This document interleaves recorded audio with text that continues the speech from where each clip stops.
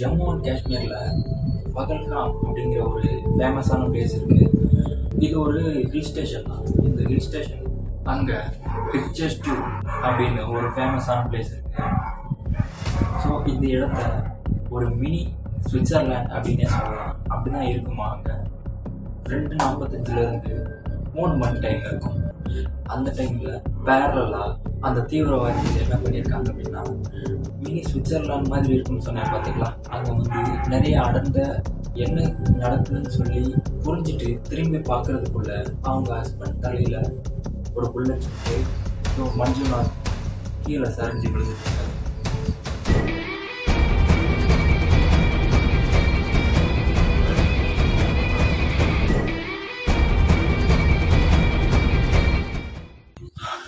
பல்லவி இவங்க பேங்க் மேனேஜராக ஒர்க் பண்ணுறாங்க கர்நாடகாவில். இவங்க கர்நாடகாவில் சிவாமுகா அப்படிங்கிற ஒரு பகுதியில் வாழ்ந்துட்டு வராங்க. ஹஸ்பண்ட் பேர் மஞ்சுநாத். இவங்க 2 பேர்த்துக்கும் 18 வயசில் ஒரு பையனும் இருக்கு. அவங்க டூருக்கு பிளான் பண்ணுறாங்க. அந்த டைமில் சூஸ் பண்ண பிளேஸ் தான் காஷ்மீர். ஜம்மு அண்ட் காஷ்மீரில் பகல்காம் அப்படிங்கிற ஒரு ஃபேமஸான பிளேஸ் இருக்குது. இது ஒரு ஹில் ஸ்டேஷன் தான். இந்த ஹில் ஸ்டேஷன் ஸ்ரீநகர்லேருந்து 90 கிலோமீட்டர், அதாவது 90 தூரத்தில் இருக்குது. இது ரொம்பவும் அழகான ஒரு ஃபேமஸான இடம்னு சொல்கிறாங்க.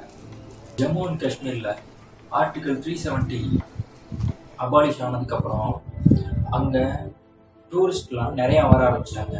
பொதுவாக மக்களுக்கு என்ன பிடிக்கும் அப்படின்னா, சும்மா வீட்டில் உட்காந்துட்டு இருக்கிறதும், வருஷம் முடிய வீட்டில் சாப்பிட்டு தூங்குறது, இல்லை வேலைக்கு போயிட்டு திரும்பி அந்த 8 மணி நேரம் ஒர்க் பண்ணிட்டு திரும்ப 2 மணி நேரம் சாப்பிட்டு திரும்ப வந்து தூங்குறதுக்கும் பிடிக்கும் தான். அது கொஞ்ச நாளைக்கு தான். கொஞ்ச நாளுக்கு அப்புறம் அதுவே போர் அடிக்க ஆரம்பிச்சிடும்.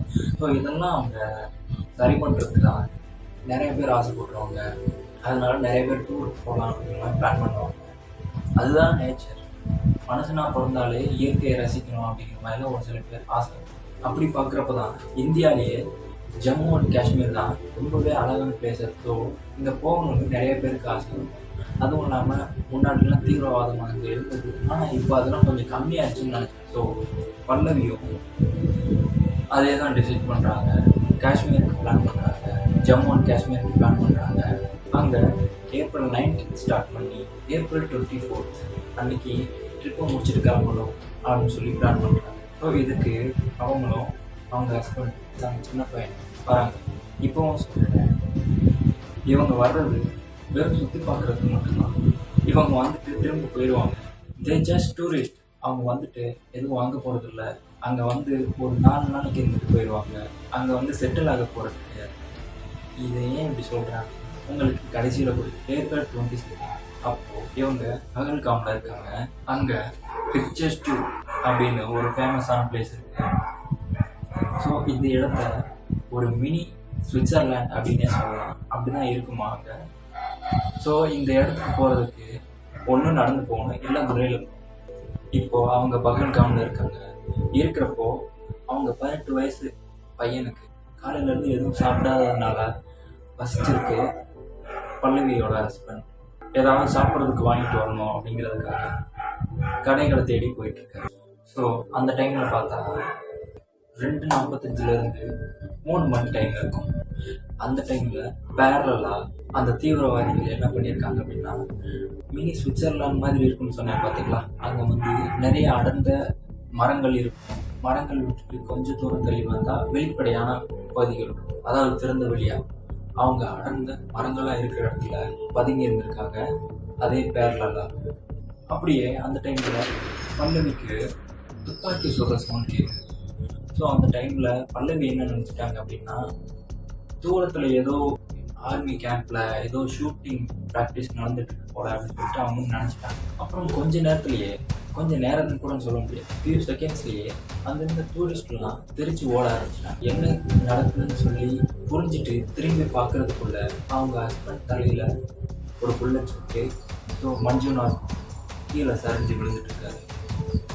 அப்போது ஒரு 6 தீவிரவாதி இந்தியன் ஆர்மி ட்ரெஸ்ஸை போட்டுட்டு அங்கே என்ட்ரி ஆகிருக்காங்க.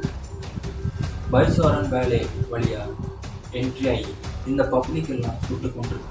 அப்படி அவங்க சுட்டு கொள்றப்போ மொத்தம் 25 28 பேர் சுட்டு கொலை பண்ணியிருக்காங்க. அதுவும் அவங்க வந்து ரேண்டமா யாரும் சொல்லல, ஓப்பன் ஃபயரா யாரும் பண்ணல. அவங்க ஒவ்வொருத்தரையா முஸ்லீமா நான் முஸ்லீமா அப்படின்னு கேட்டுட்டு அதுக்கப்புறம் சுட்டிருக்காங்க. அப்படி கேட்குறப்போ நான் முஸ்லீமா இருந்தா கொல்லப்பட்டுட்டாங்க. ஸோ இதே மாதிரி சுபம் தேவாடி அப்படிங்கிற ஒருத்தருக்கு மஞ்சுநாத் ஸ்டோரி தான் நடந்திருக்கு. அதாவது மஞ்சுநாத் கேட்டு நடந்துச்சு. அதே மாதிரி தான் இவர் கான்பூரை சேர்ந்தவர். இவருக்கு வயசு வெறும் 30 தான். ஸோ இவருக்கு இப்போதான் ஒரு 2 மாதத்துக்கு முன்னாடி பிப்ரவரி 12 மேரேஜ் ஆயிருக்கு. ஸோ இவங்களோட ஹனிமூன் ட்ரிப்புக்காக ஜம்மு அண்ட் காஷ்மீர் சூஸ் பண்ணி வந்திருக்காங்க. இந்த மாதிரி நிறைய கப்பிள் ஹனிமூன் கொண்டாடணும்னு சொல்லிட்டு தான் இங்கே வந்திருக்காங்க. அதுவும் இந்த சுவிட்சர்லாந்து, மினி சுவிட்சர்லாந்து சொல்கிறோம் பார்த்தீங்களா, இங்கே வந்திருக்காங்க. ஸோ இவர் என்ன பிளான் பண்ணியிருக்காரு அப்படின்னா, ஏப்ரல் 17 காஷ்மீருக்கு வந்துட்டு காஷ்மீரில் இருந்து அவங்க திரும்ப அவங்க ஊருக்கு திரும்பி போகிறதுக்காக ஏப்ரல் 23 அதாவது இப்போ இந்த பிரச்சனை நடந்துச்சுல அதுக்கு மறுநாள் அவங்க ஊருக்கு போகிறாங்க.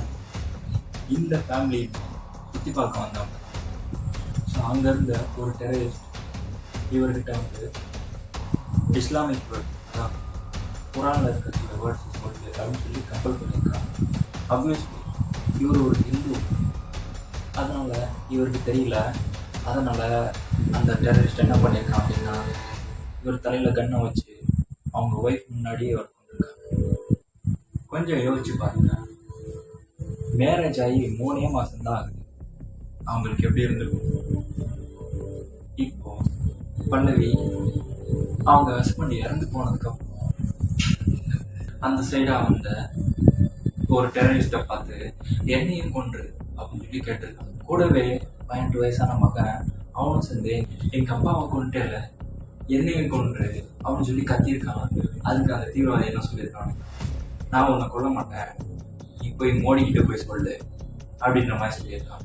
இது புல்வாமா அட்டாக் அப்புறம் நடந்த ஒரு பெரிய அட்டாக் அப்படிங்கிற மாதிரி சொல்கிறாங்க. புல்வாமா அட்டாக் 2019 நடந்தது. அதில் 40 சிஆர்பிஎஃப் அஃபீஷியல்ஸ் கொல்லப்பட்டாங்க. அதுக்கப்புறமா சிவிலியன்ஸ் மேலே நடந்த மிகப்பெரிய அட்டாக் தான் இந்த அட்டாக்னு சொல்கிறாங்க. அதுக்கப்புறம் இதுதான் காஷ்மீர்லேயே நடந்த பெரிய அட்டாக் அப்படின்னு சொல்கிறாங்க. அதுவும் சிவிலியன்ஸ் மேலே நடந்த அட்டாக். 25 வருஷத்துக்கு முன்னாடி சிவிலியன்ஸ் மேலே காஷ்மீரில் ஒரு அட்டாக் நடந்திருக்கு. வருஷம் 2000 மார்ச் மாதம் சிட்டி சிங் போரா அப்படின்ற இடத்துல, அனந்த்நாகா அப்படிங்கிற ஒரு இடத்துல 36 சீக்கியர்களை கொலை பண்ணியிருக்காங்க இந்த தீவிரவாதிகள். அந்த டைமில் யூஎஸ் பிரசிடென்டான பில் கிளின்டன் இந்தியாவுக்கு வர்றதா இருந்தது. அதே மாதிரி இப்போவும் யூஎஸ் பிரசிடென்ட் ஜேடி டான்ஸ் இந்தியாவுக்கு 4 days விசிட் வந்திருக்க. இந்த மாதிரி டைமில் தான் இந்த அட்டாக்கும் நடந்திருக்கு. முன்னாடி சீக்கியர்களை டார்கெட் பண்ணாங்க, இப்போ நான் முஸ்லீம்ஸை டார்கெட் பண்ணுறாங்க தீவிரவாதிகள். அங்கே இருந்தவங்களோட பேரை கேட்டு அவங்கள குரானில் இருக்கிற சில வேர்ட்ஸ் எல்லாம் சொல்ல சொல்லி அவங்க ஐடிஸை செக் பண்ணிட்டு அவங்க நான் முஸ்லீமாக இருந்தால் கொண்டுறாங்க. குறிப்பாக ஆண்களை கொண்டுறாங்க. பேண்ட்லாம் ரிமூவ் பண்ணி பார்க்குற அளவுக்கு ரொம்ப கேவலமாக பண்ணியிருக்காங்க. அப்படிங்கிறத யோசிச்சா ரொம்ப கடுப்பாக இருக்குது. சில நியூஸ் சேனல்ஸ்லாம் எப்படி சொல்லியிருக்காங்க, அவங்க பேண்டெல்லாம் ரிமூவ் பண்ணி பார்த்து அதுக்கப்புறம் அவங்க சுட்டிருக்காங்க. எனக்கு புரியல, இவ்வளோ கீழ்த்தரமாக இருப்பாங்க அப்படின்னு. ஸோ இப்படியெல்லாம் நடந்துட்டு இருக்கிறப்போ மோடி அவர்கள் சவுதி அரேபியாவில் இருந்ததா கூறப்படுது. இதுவும் இந்த அட்டாக்கான ஒரு முக்கியமான விஷயமா கருதப்படுது. ஒரு 7 நாளைக்கு முன்னாடி தான் கவர்மெண்ட் அனௌன்ஸ் பண்ணியிருக்காங்க. அது என்னன்னா, அமர்நாத் யாத்ரா அப்படிங்கிறதுக்கு ரெஜிஸ்ட்ரேஷன் ஸ்டார்ட் ஆயிடுச்சு அப்படின்னு சொல்லி கவர்மெண்ட் அனௌன்ஸ் பண்ணியிருக்கு. ஸோ இந்த ரெஜிஸ்ட்ரேஷன் பண்ணுறவங்க எல்லாரும் என்ன பண்ணியிருக்கணும் அப்படின்னா, கவர்மெண்ட் சொல்கிற அந்த ஹாஸ்பிட்டலில் போயிட்டு அவங்க பாடி செக்அப் பண்ணிக்கணும். இந்த மாதிரி சர்டிஃபிகேட்ஸ்லாம் நீங்கள் வச்சுருந்தா தான் கவர்மெண்ட் உங்களை அதுக்குள்ளேயே அலோவ் பண்ணுவாங்க. ஜூலை 3 to ஆகஸ்ட் 9 வரைக்கும் கவர்மெண்ட் இங்கே வர முடியும் அப்படின்னு சொல்லி கவர்மெண்ட் அனௌன்ஸ் பண்ணியிருக்கு. இந்த அனௌன்ஸ்மெண்ட் பண்ணதுக்கு அப்புறம் தான் இந்த மாதிரி அட்டாக் நடந்திருக்கு. இந்த அட்டாக் நடந்ததுக்கு முக்கியமான காரணம் என்ன சொல்றாங்கன்னா, டூரிசம்னு சொல்றாங்க.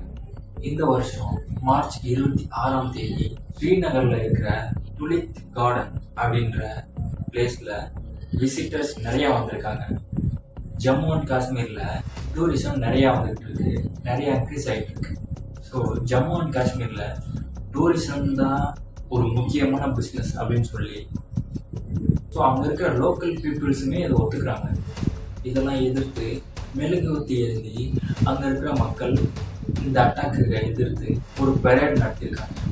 இந்த அட்டாக் நடந்ததுனால அங்கே இருக்கிற லோக்கல் பீப்புள்ஸ் தான் நிறையாவே கஷ்டப்பட்டுருக்காங்க. அங்கே இருக்கிற லோக்கல் பீப்புள்ஸ் தான் பாதிக்கப்படுறாங்க.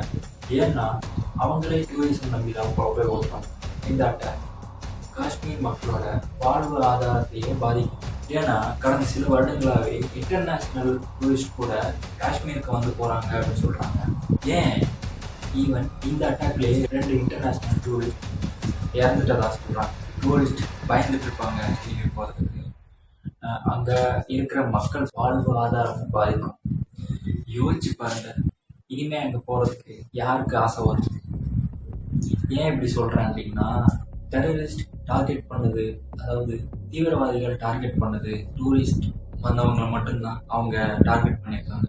இதை எப்படி சொல்கிறேன்னா, இந்த அட்டாக் எப்படி நடந்திருக்கு அப்படின்னா, வெஹிக்கிள்ஸ் யூஸ் பண்ணி ட்ராவல் பண்ணி வர முடியாத இடமா இருக்கணும், நிறைய டூரிஸ்ட் வரக்கூடிய ஒரு இடமாவும் பார்த்து கரெக்டாக சூஸ் பண்ணி அட்டாக் நடத்தியிருக்காங்க.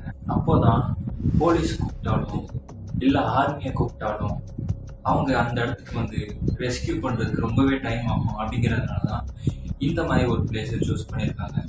இன்ஃபேக்ட் இந்த விஷயம் நடந்ததுக்கப்புறம் உடனே போலீஸுக்கும் ஆர்மிக்கும் நியூஸ் போயிருக்கு. போனதுக்கப்புறம் அவங்களும் எவ்வளோ முடிஞ்ச அளவுக்கு சீக்கிரமாக வந்துருக்காங்க. ஆனால் அதுக்குள்ள 25 to 28 பேர் தீவிரவாதிகளால் கொல்லப்பட்டாங்க. இந்த அட்டாக்கு டிஆர்எஃப் அப்படிங்கிற ஒரு ஆர்கனைசேஷன் பொறுப்பேற்றுக்குச்சு. த ரெசிடென்ஸ் ஃப்ரண்ட் அப்படிங்கிற ஒரு ஆர்கனைசேஷன். இந்த ஒரு அமைப்பு ஏற்கனவே தடை செய்யப்பட்ட ஒரு அமைப்போட ஒரு கிளை அமைப்பாக தான் இந்த இதை கன்சிடர் பண்ணுறாங்க. ஸோ இந்த டிஆர்எஃப் என்ன அறிக்கை விட்டுருக்காங்க அப்படின்னா, 85,000 டாமிக்கல், அதாவது ரெசிடென்ட்ஸ் நான் லோக்கல்ஸ்க்கு ஜம்மு அண்ட் காஷ்மீரில் வழங்கப்பட்டிருக்குன்னு சொல்கிறாங்க.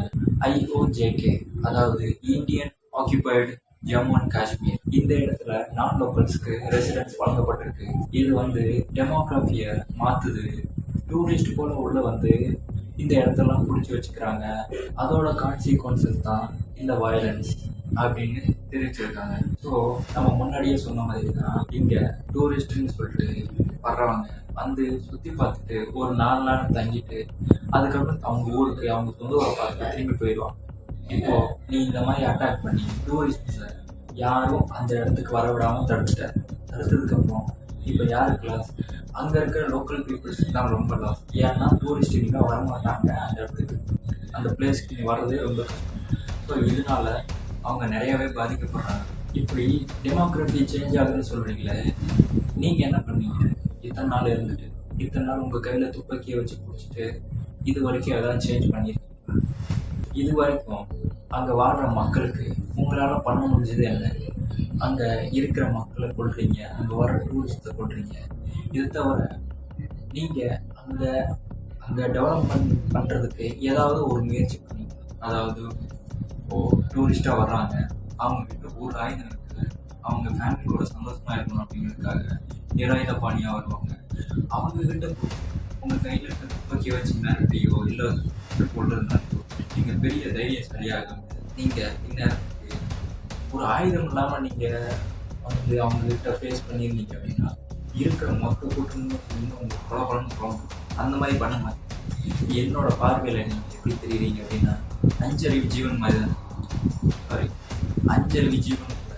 ஆனால் உங்களை நாய் அப்படிங்கிறது மாதிரி ஒரு சேர்க்கணும். அதுக்கும் கீழே 4 அறிவோ இல்லை அதுக்கும் கீழே இருக்க அறிவுகளோட ஒரு அறிவு ஜீவிகளோட தான் அவங்க அந்த அளவுக்கு எவ்வளவோ நம்ம ஒரு அமைப்பு வந்து அவங்க இதுதான் என்னோட ஒப்பீனியன். ஸோ இந்த மாதிரி வீடியோஸ்லாம் கண்டினியூஸாக வேணும்னு நினச்சிங்கன்னா இன்ஃபைனைட் பிரைன் சேனலுக்கு சப்ஸ்கிரைப் பண்ணிக்கோங்க. உங்கள்கிட்ட ஏதாவது தாட்ஸ் இருந்துச்சுன்னா ஷேர் பண்ணுறதுக்கு கமெண்ட்ஸ் இருக்குது, கமெண்ட் பண்ணுங்கள்.